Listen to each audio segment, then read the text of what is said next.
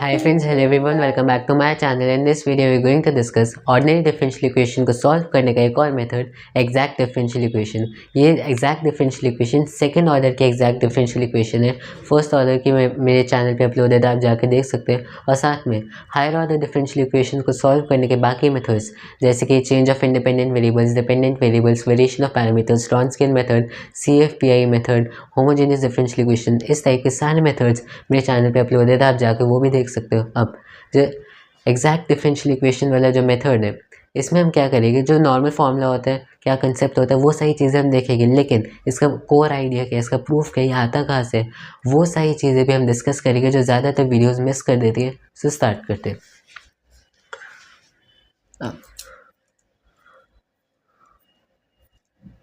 Assume करते हैं मेरे पास एक सेकेंड ऑर्डर डिफरेंशियल इक्वेशन है, y double dash plus P not y double dash P1 y dash plus P2 y is equals to Q। मान लेते हैं मेरे पास एक सेकेंड ऑर्डर डिफरेंशियल इक्वेशन है। अब मुझे क्या करना पड़ेगा, अगर ये सेकेंड ऑर्डर डिफरेंशियल इक्वेशन, तो मुझे कैसे पता चलेगा कि ये जो डिफरेंशियल इक्वेशन है ये सॉल्वेबल है, किस मेथड से, एग्जैक्ट डिफरेंशियल इक्वेशन वाले मेथड से। तो इसके लिए क्या कंडीशन है, जो मेरे पास y डबल डैश के साथ टर्म है पी नॉट, उसे मैं 2 बार डिफ्रेंशिएट करूँगा। जो मेरे पास y डैश के साथ टर्म है उसे मैं 1 बार डिफ्रेंशिएट करूँगा। जो मेरे पास y के साथ टर्म है उसे मैं 0 बार डिफ्रेंशिएट करूँगा। मतलब एग्जैक्ट कहते हैं एग्जैक्ट कॉपी यहाँ पे लिख दूँगा। फिर मुझे क्या करना है, प्लस माइनस प्लस। तो ये जो मेरे पास चीज़ आई इसको इक्वल टू 0 होना चाहिए। मतलब कि अगर ये एक्सप्रेशन इक्वल टू 0 हो जाता है तो फिर मैं कह सकता हूँ कि ये जो मेरे पास डिफरेंशियल इक्वेशन है ये सॉल्वेबल है with the method of exact differential equation. मतलब कि P not minus P1 dash plus P naught double dash इसे 0 के बराबर होना चाहिए। ये मेरे पास कंडीशन होगी, ठीक है। अगर ये कंडीशन सेटिस्फाई हो रही है तो एक एग्जैक्ट डिफरेंशियल इक्वेशन है। अब इसको मैं सोल्यूशन कैसे फाइंड आउट करूँ, तो इसका जो सोल्यूशन होता है, इस डिफरेंशियल इक्वेशन का सोल्यूशन और जो मैं डिफरेंशियल इक्वेशन लिखने जा रहा हूँ उस डिफरेंशियल इक्वेशन का सोल्यूशन दोनों सेम होंगे।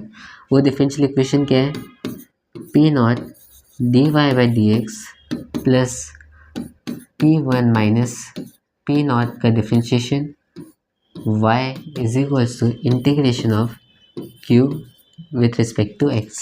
ठीक, तो क्या है ये p not into d y by d x plus P1 minus p not का differentiation y is equals to integration of q of x। तो q with respect to x। So ये मेरे पास था कि अगर ये मेरे पास एक सेकेंड ऑर्डर डिफरेंशियल इक्वेशन है, तो अगर ये कंडीशन सेटिस्फाई कर रही है तो फिर मैं कह सकते हैं एग्जैक्ट डिफरेंशियल इक्वेशन होगी। लेकिन अगर ये एग्जैक्ट डिफरेंशियल इक्वेशन आ जाती है तो फिर क्या करना पड़ेगा, इसका सोल्यूशन फाइंड आउट करना पड़ेगा। सोल्यूशन क्या होगा, इसका जो सोल्यूशन होगा इसका सोल्यूशन दोनों सेम हो गए। वो क्या है, p not into d y by d x plus P1 minus p not का डिफरेंशिएशन y इज इक्वल से integration of q with respect to x। अब ये तो था फॉर्मूला क्या होता है और ये कंडीशन क्या होती है। लेकिन इसके बेस पे हम एक एग्जांपल भी करेंगे। लेकिन मेन चीज़ क्या है, ये फार्मूला आया कहाँ से।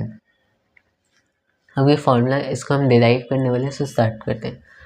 अब ये देखो कि जो मेरे पास कंडीशन है इससे हम स्टार्ट करेंगे। कंडीशन को अगर मैं एक सिंपल फॉर्म में लिखूँ तो वो आ जाएगा P2 is equal to P1 dash minus p naught double dash कह सकते हैं, ठीक है। इस चीज़ को मैं अपने गिवन इक्वेशन में सब्स्टिट्यूट करने वाला हूँ। P not y double dash plus P1 y dash plus P1 dash y minus p naught double dash y is equal to Q.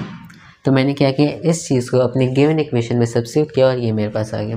अब मुझे क्या करना है, जो मेथड हम एग्जैक्ट डिफरेंशियल इक्वेशंस में यूज़ करते हैं सेम चीज़ यहाँ पर मैं इन दोनों को क्लब कर सकता हूँ। क्यों कर सकता हूँ, यहाँ पर देखो प्रोडक्ट रूल यूज़ हो रहा है। कहते हैं y का differentiation into P1 plus P1 का डिफरेंशिएशन इंटू y। इन दोनों का अगर मैं क्लब करके लिखा तो मैं लिख सकता हूँ P1 y का differentiation with respect to x, ठीक है। तो अब हमने क्या किया, यहाँ पर मैं देख सकता हूँ प्रोडक्ट रूल यूज़ हो रहा है। कैसे, P1 into Y dash plus P1 का डिफरेंशिएशन इंटू y। अगर मैं दोनों को क्लब कर दूँ तो मैं कह सकता हूँ ये डिफरेंशिएशन है P1 y का, ठीक है। अब नेक्स्ट मुझे क्या करना है, अब देखो यहाँ पर जो मैं क्या कहते हैं क्लब करूँ, मतलब कि दो टर्म्स को क्लब करूँ, वो इस फॉर्मूला को देख कर करूँ। मतलब कि यहाँ पर देखो P1 y का टर्म आ रहा है तो मेरे पास P1 y का डिफरेंशिएशन आ चुका है। सिमिलरली मेरे पास पी नॉट का डिफरेंशिएशन इंटू वाई का भी टर्म मेरे पास यहाँ पर आ जाएगा। मेरे पास पी नॉट वाई डैश का डिफरेंशिएशन का भी टर्म यहाँ पर आ जाएगा। कैसे आएगा वो मैं आपको बना कर दिखाता हूँ। अब ये देखो, अगर मैं क्या करता हूँ कि मेरे पास p not y double dash यहाँ पर पहले से प्रेजेंट है। अगर मैं यहाँ पर पी नॉट वाई डैश और ये यहाँ पर ऐड कर देता हूँ, जिसको दोनों को क्लब करके मेरे पास ये चीज़ बन जाएगी, और यहाँ पर सेम चीज़ सब्ट्रैक्ट कर देता हूँ। मैंने एक बार ऐड कर दिया, सब्ट्रैक्ट कर दिया, तो कोई चेंज नहीं पड़ा। फिर मेरे पास माइनस में ये भी है, ठीक है, इज इक्वल टू क्यू, ये हो गया। अब ये देखो कि ये जो चीज़ है, ये दोनों को अगर मैं क्लब कर दूँ तो मेरे पास बन जाएगा डिफरेंशिएशन ऑफ क्या कहते हैं, पी नॉट या तो वाई डैश। और अगर मैं इन दोनों को क्लब कर दूँ, ये तो ऐसे ही एज इट इज़ लिख दूँ वाई वन, और अगर मैं इन दोनों को क्लब कर दूँ तो मेरे पास आ जाएगा minus differentiation of p not का differentiation y is equal to q. ठीक है, अब देखो जैसे ही मैंने इनको क्लब किया तो जो मेरे पास ये चीज़ आई वो, और ये दोनों जो एक दूसरे का डिफरेंशिएशन है, मतलब कि अगर मैं बोथ साइड्स इंटीग्रेट कर दूँ तो मेरे पास यही चीज़ आ जाएगी। तो यही था proof of exact differential equation of second order. मैं बोथ साइड्स इंटीग्रेट करूँगा तो मेरे पास आ गया p not y dash plus p one y minus p not y dash is equal to integration of q d x plus c. ठीक है, तो ये था एग्जैक्ट डिफरेंशियल इक्वेशन जो होती है उसमें कंडीशन क्या है, फॉर्मूला क्या है, और बाकी उसका प्रूफ, उसके पीछे का कोर आइडिया, वो सब मैंने आपके साथ डिस्कस कर लिया। अब नेक्स्ट चलते हैं, इस पर एक एग्जाम्पल करते हैं।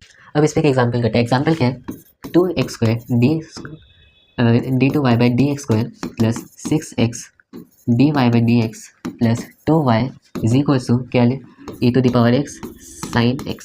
तो ये मेरे पास एक क्या कहते हैं higher order second order differential equation है। अब मुझे सबसे पहले चेक करना पड़ेगा कि एग्जैक्ट डिफरेंशियल इक्वेशन है या फिर नहीं। तो ये मेरे पास हो गया पी नॉट, ये p1 और ये p2।